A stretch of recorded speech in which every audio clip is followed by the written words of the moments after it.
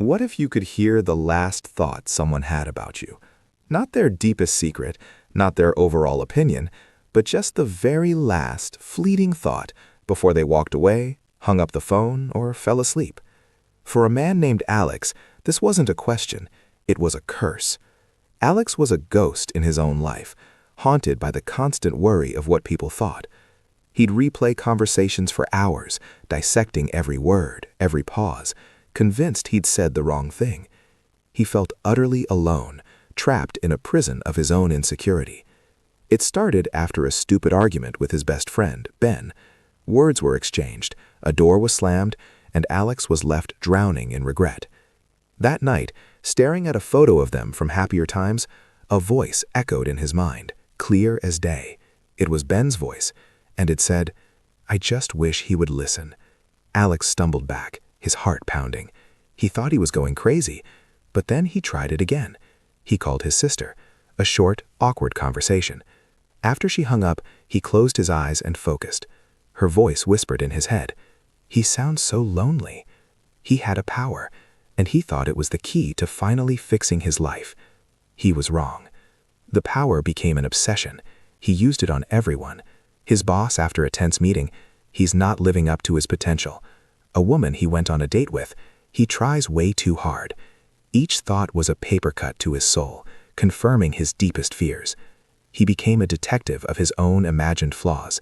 He stopped listening to what people said, and only cared about the final thought he could steal from their minds.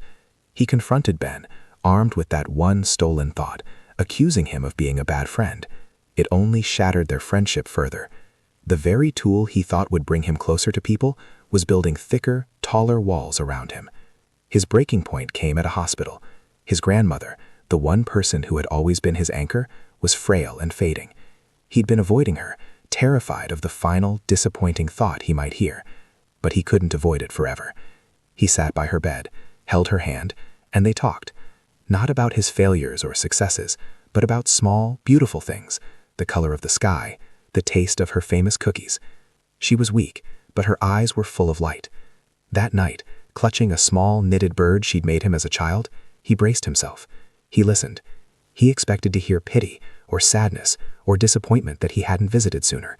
But the thought that came was not a fleeting judgment. It was a deep, unwavering truth. Her voice, warm and full of love, echoed in his soul. "That little boy is my whole world." And in that moment, everything clicked. The twist wasn't the power, it was his perception of it.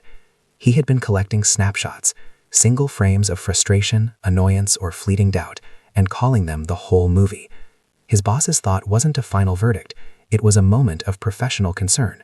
Ben's thought wasn't a condemnation of their friendship, it was a cry for communication in the heat of an argument.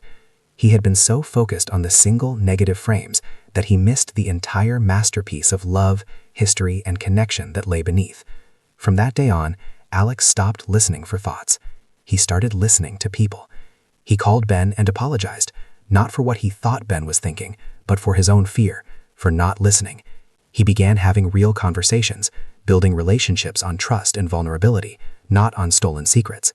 Slowly, the ghost of who he was faded, replaced by a man who was present, connected, and finally free. He learned that we are all more than our last thought. We are more than our worst moments of anger or our deepest flashes of insecurity. We are the sum of all our moments, the love, the forgiveness, the trying again.